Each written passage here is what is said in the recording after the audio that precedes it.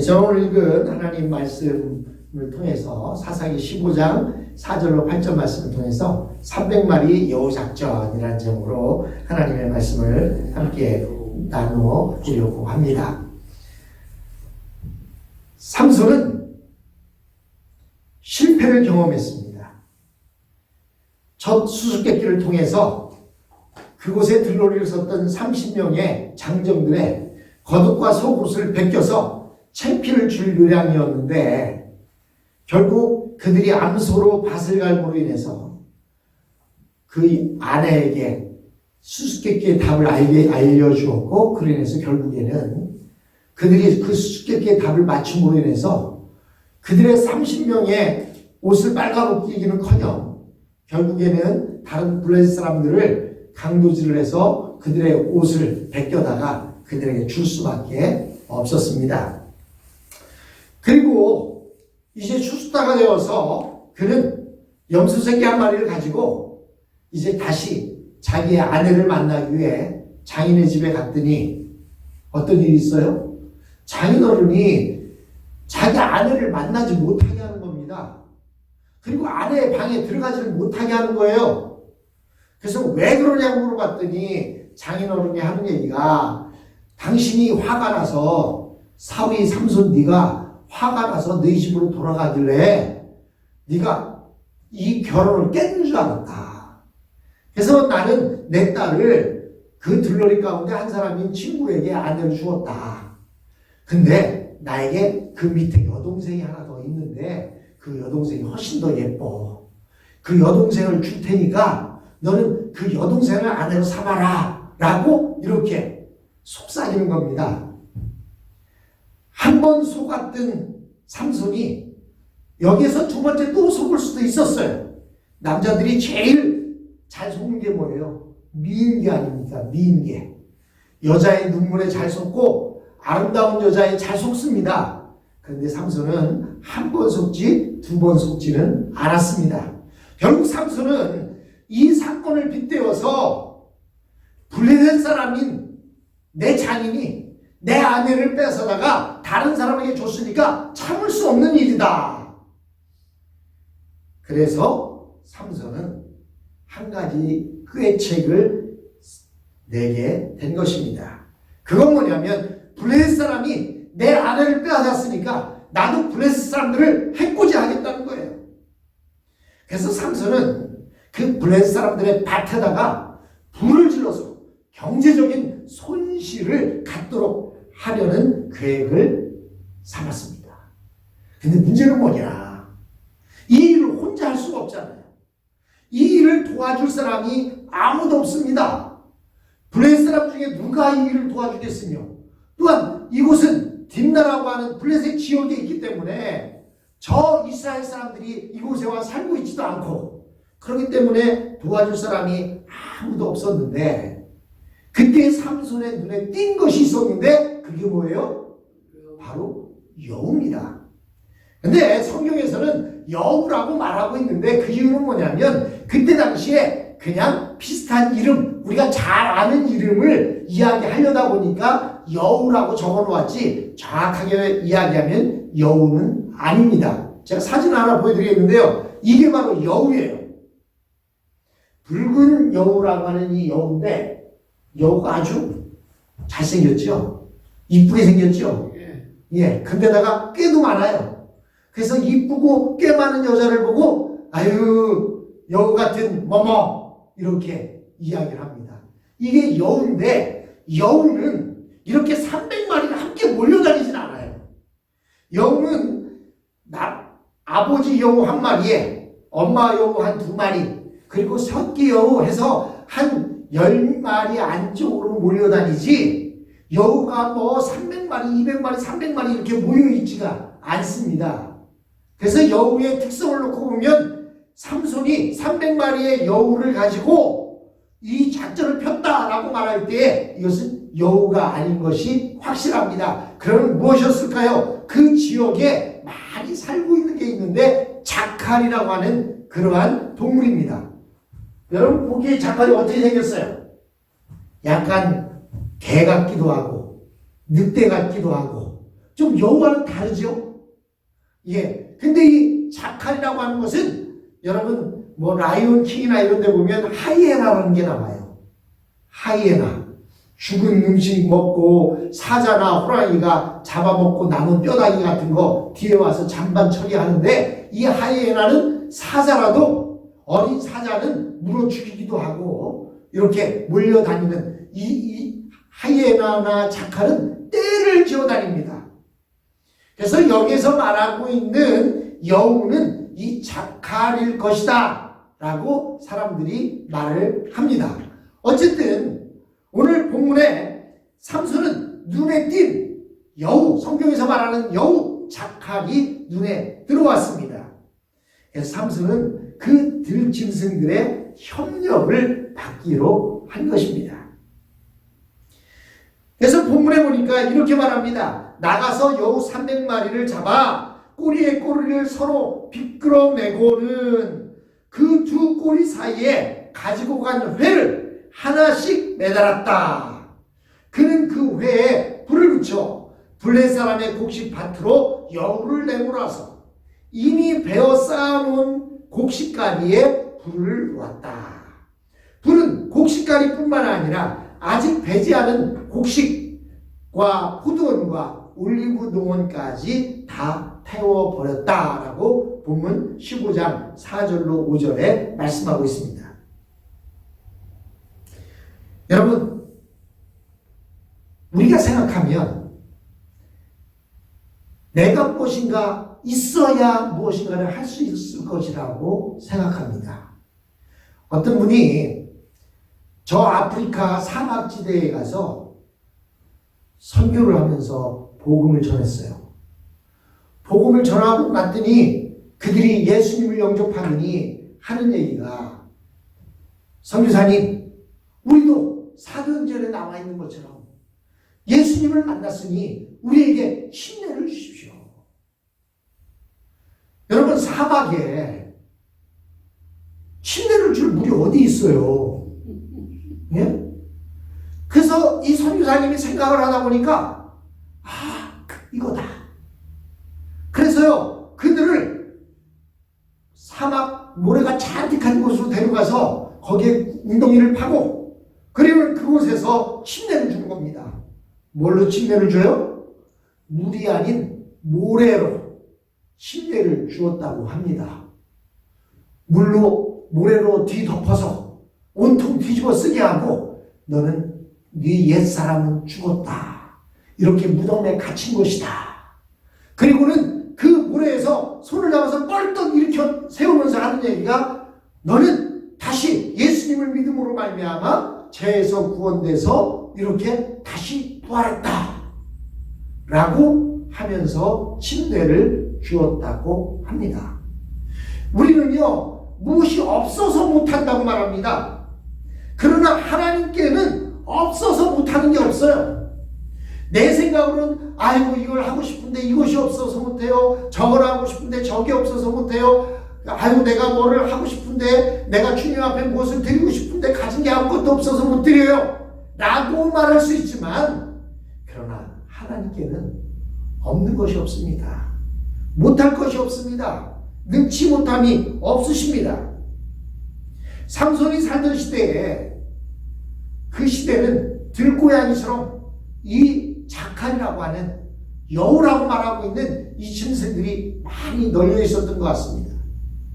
여러분, 울릉도에도요 가보면 고양이들이 얼마나 많은지 몰라요.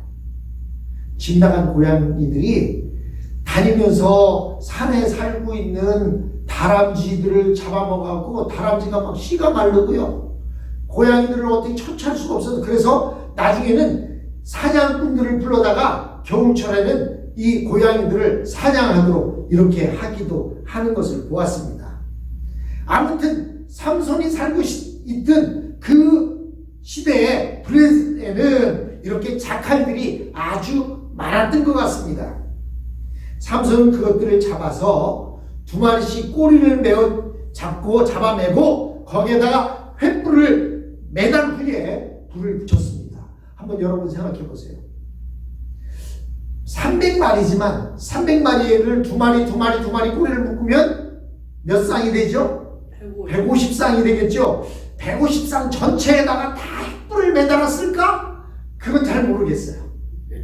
어쨌든 두 마리씩 꼬리를 묶은 다음에 거기다 횃불을 매다니 불이 활활 타고 있으니까 이 여우들이 얼마나 놀라겠습니까? 짐승들이 무서워하는 게 뭐예요? 불을 무서워하지 않습니까? 그런데다가 꼬리를 묶어서 거기다 매달았으니 이놈은 이쪽으로 가려고 하고 저놈은 저쪽으로 가려고 하다 보니까 이게 난장판이 되는 겁니다. 그런데 꼬리에 불을 매달고 이리 뛰고 저리 뛰고 하니까 그 뛰는 족족 뛰어가는 곳마다 불똥이 떨어지고 그래서 불이 붙기 시작하는 거예요. 거기다가 이 자칼이나 여우 같은 것들은 집단이나 이런 것들을 보면 뭘 해요? 그 속에 파고 들어가는 그런 습성이 있어요. 그래서 집동가리가 모여있는 곳에 그곳에 뛰어들어가려고 막 뛰어들어가다 보면 그곳에 또 불이 붙을 거 아닙니까? 그러면 그 여우가 그 속에 있겠어요? 또 뛰쳐나와서 이리 뛰고 저리 뛰고 하면서 불을 매달고 뛰어다니다 보니까 추수에는 집동가리뿐만이 아니라 아직 추수가 안 끝난 그런 곡식들 그리고 심지어는 포도밭이나 그리고 올리브나무나 할 것 없이 이리 뛰고 저리 뛰면서 불을 옮겨 붙이기 시작한 겁니다. 여러분 그 주위에 있는 사방이 다 불이 붙어서 모두 불바다가 되어버리고 말았습니다. 여러분 이스라엘 역사상 그 무서운 블레셋 사람들을 최초로 공격한 부대가 어떤 부대냐? 바로 삼손의 공수부대인데 무슨 공수부대? 여우 공수부대였던 것입니다. 하나님이 이스라엘의 원수를 공격하시는 일에 꼭 정규 군대가 필요한 것이 아닙니다. 여러분 옛날에는요 사람과 사람이 서로 얼굴을 맞대고 칼을 싸워서 베거나 목을 잘라야 죽는 싸움이었어요. 그러다 보면 나도 베이고 나도 다칩니다. 근데 요즘은 어때요? 적이 어디에 있는지 모르게 총알이 날라와서 그냥 내 목에 콱 박혀서 죽습니다. 그런데 그래도 그때는 형체를 알아볼 수가 있었어요. 근데 요즘은 어떻습니까? 드론이라고 하는 조그만 장난감 같은 비행기를 띄워서 그 비행기가 적을 찾아가서 그곳에다 총을 쏘거나 폭탄을 떨어뜨리는 거예요. 그러니 그런 전쟁을 어떻게 감히 감당할 수가 있겠습니까? 옛날에는 정규 군대가 있어야 전쟁이 벌어질 줄 알았는데 요즘은 그게 아닌 거예요. 요즘은요 컴퓨터 앞에 앉아서 전쟁을 하는 겁니다. 컴퓨터 앞에 앉아서 드론을 조종하는 거예요. 이 드론이라고 하는 조그만 비행기에는 사람이 타고 있질 않습니다. 그래서요 컴퓨터에 앉아갖고 방향 키만 돌리면 이쪽으로 가고 저쪽으로 가고 해서 그들이 목표 지점까지 가서 공격을 하는 겁니다. 여러분 하나님에게 있어서 이스라엘 사람들이 블레셋을 공격할 때 공격하는 방법이 이스라엘의 정규 부대만 있어야 공격을 할 수 있는 것이 아니라는 겁니다. 하나님은 사람들이 중요하게 생각하지 않는 그런 들짐승들을 사용해서도 얼마든지 결정적인 타격을 가하실 수가 있습니다. 들판에 돌아다니는 여우를 동원할 수 있다는 생각을 어느 누가 할 수 있었겠습니까? 그러나 그것들도 삼손의 손에 붙들리니까 어느 부대보다 용감한 돌격 부대가 되었습니다. 이 여우들이 일본의 가미가제 특공대처럼 꼬리에 불을 달고 온 들판을 결사적으로 돌아다니는데 누가 막을 수가 있겠습니까? 하나님은 애굽의 바로를 공격할 때 10가지 재앙으로 바로를 공격할 때에도 정규 군대를 사용하지 않으셨습니다. 개구리나 팔이나 이나 이런 하찮은 것들을 사용하셔서 얼마든지 바로의 콧대를 꺾으실 수 있는 분이 바로 하나님이십니다. 사람들은 교만하게도 자기가 없으면 하나님이 아무것도 할 수 없다라고 생각합니다. 그러나 우리의 도움이 없어도 하나님은 얼마든지 적을 굴복시킬 수 있으며 살릴 자를 살리실 수 있습니다. 또 우리는 모든 자격이 갖추어지고 인원이 배정되고 예산이 합당해야 하나님의 일을 할 수 있다고 생각합니다. 그러나 그런 것 하나 없이 하나님이 주시는 지혜만 가지고도 우리는 얼마든지 싸울 수 있음을 오늘 이 삼손의 300마리 여우 작전을 통해서 우리가 볼 수 있습니다. 오히려 이런 싸움이 훨씬 더 재미있을 뿐만 아니라 역사의 길이 남습니다. 오늘도 우리가 삼손 그러면 300마리 여우를 가지고 블레셋 사람을 물리쳤지, 그런 생각을 할 수 있는 게 뭐예요? 특별한 방법이었기 때문입니다. 여러분, 이 모든 것이 완벽하게 갖춰진 상태에서 승리하라고 한다면 누구는 못하겠습니까? 그러나 우리 그리스도인들은 가진 것 하나 없이도 하나님의 지혜 하나만 가지고도 승리할 수 있는 사람들입니다. 하나님의 지혜를 가지고 주위를 둘러보십시오. 얼마든지 하나님의 군대를 만날 수 있고 하나님의 손길을 느낄 수 있습니다. 아무도 도와주는 사람이 없으면 어떻습니까? 여우들을 이끌고 싸우면 되지 않겠습니까? 이렇게 해서 온 들판에 불을 붙이자 엄청난 피해를 입은 블레셋 사람들이 가만히 있겠습니까? 그들은 처음에 무슨 엄청난 반란이 일어난 줄 알았을 거예요. 왜냐하면 들판이 온통 불바다가 되고 자신들의 밭과 포도원과 올리브 농원이 다 불타버리는 걸 보면서 엄청난 대군이 쳐들어와서 우리의 들판을 저렇게 불러왔다, 이렇게 생각했을 것입니다. 그런데 자세히 둘러보니까 사람은 하나도 보이지 않고 웬 여우떼들이 이리저리 뛰어다니면서 불을 붙이고 여우떼들이 놀래서 이리 뛰고 저리 뛰고 하는 모습을 보고 도대체 누가 그런 것일까 하고 알아보니까 그것이 딥나 사람의 사위 삼손이 자기의 장인이 자기의 아내를 빼앗아 다른 친구에게 주었기 때문에 삼손이 저지른 이러한 사실을 그들이 알게 됩니다. 그럼 그들이 삼손에게 달려들어서 뭐라고 했을까요? 할 말이 없는 거예요. 왜? 여러분 생각해 보십시오. 내 아내를 빼앗아서 남에게 줬는데 아무 소리 안 하고 장인어른이 잘하셨습니다, 이렇게 한다면 그게 남자겠습니까? 삼손이 자기 아내를 빼앗아서 다른 남자에게 줬는데 그냥 가만히 있으면 그게 삼손이겠습니까? 그러니까 블레셋 사람들은 그 자신의 동족이 한 일이 잘못된 것을 알았기 때문에 삼손에게 뭐라고 이야기할 수가 없는 거예요. 그런데 화풀이는 해야 되겠지. 삼손에게 화는 풀 수가 없지. 그럼 누구에게 화풀이하죠? 삼손의 장인에게 화풀이를 하는 거예요. 그래서 그들이 떼거지로 몰려가서 삼손의 장인과 그리고 삼손의 아내를 끌어내다가 어떻게 했겠어요? 그들을 불태워 죽여버린 것입니다. 불을 질렀으니까 억울하니까 불태워 죽인 거예요. 그것이 사사기 15장 6절에 나오는 내용입니다.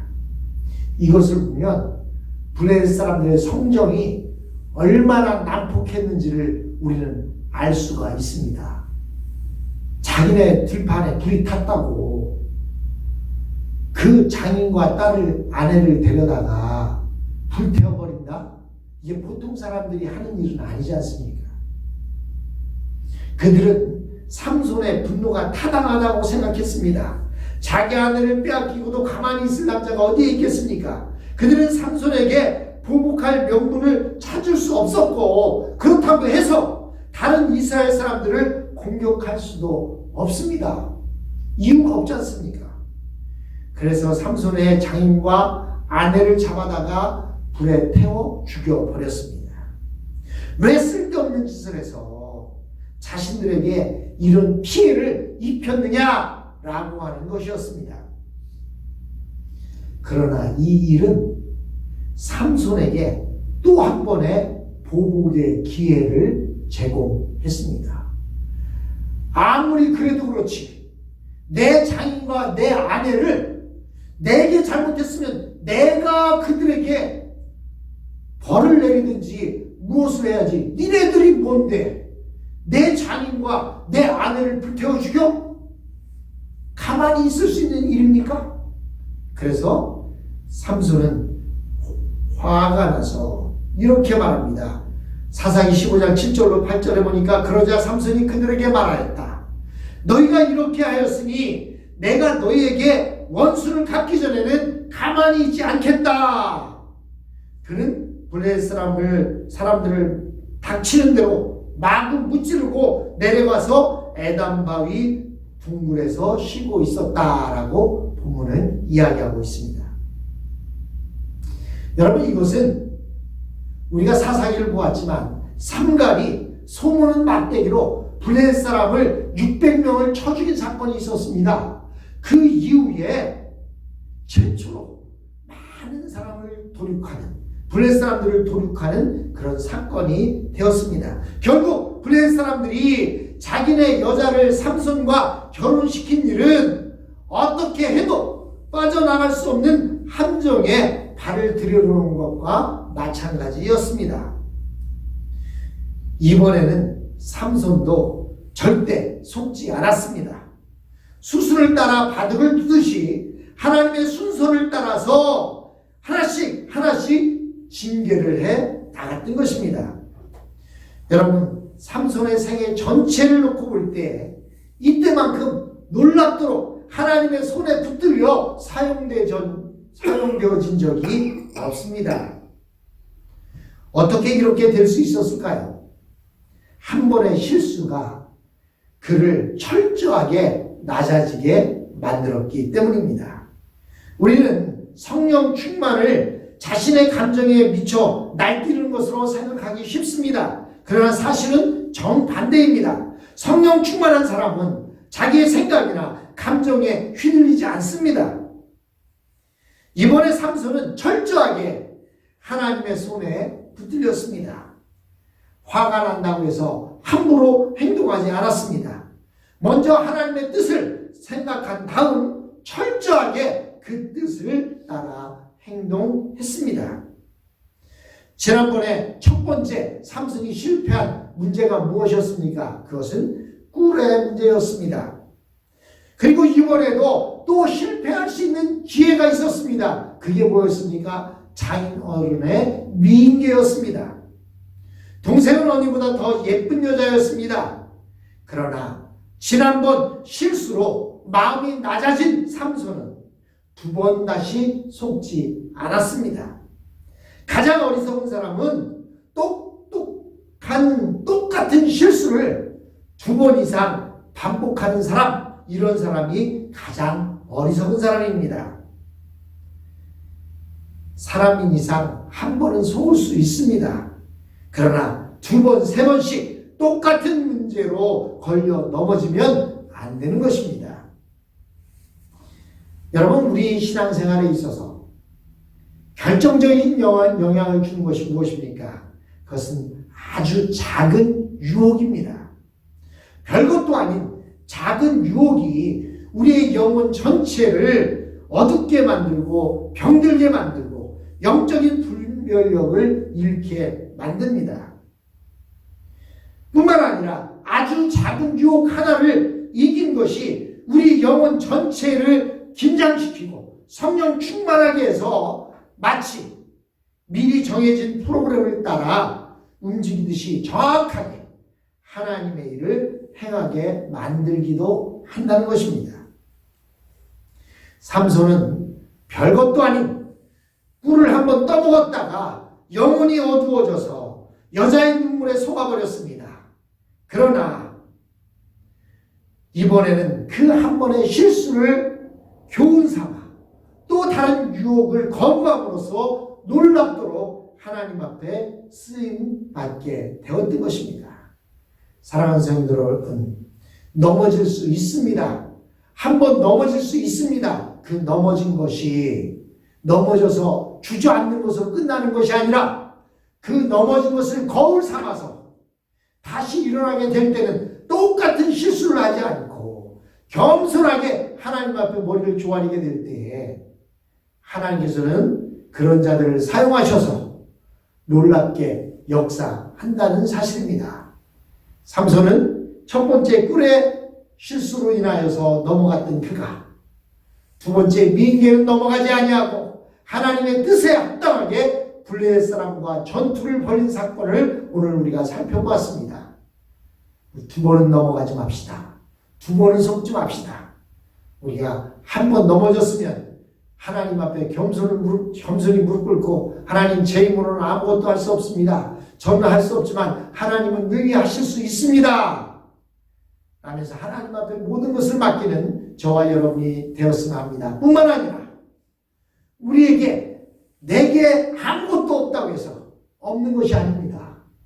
하나님은 아무것도 없는 속에서도 우리를 통해서 역사하실 수 있습니다. 하나님 저는 뭐가 없어서 못합니다. 저는 뭐가 없어서 못합니다가 아니라 하나님 내 힘으로는 할 수 없지만 믿는 자에게는 능치 못함이 없다고 하셨으므로 그 하나님을 붙들고 나아갑니다. 하나님 능치 못함이 없게 해주십시오라고 이렇게 부르짖는 저와 여러분이 되었으면 합니다.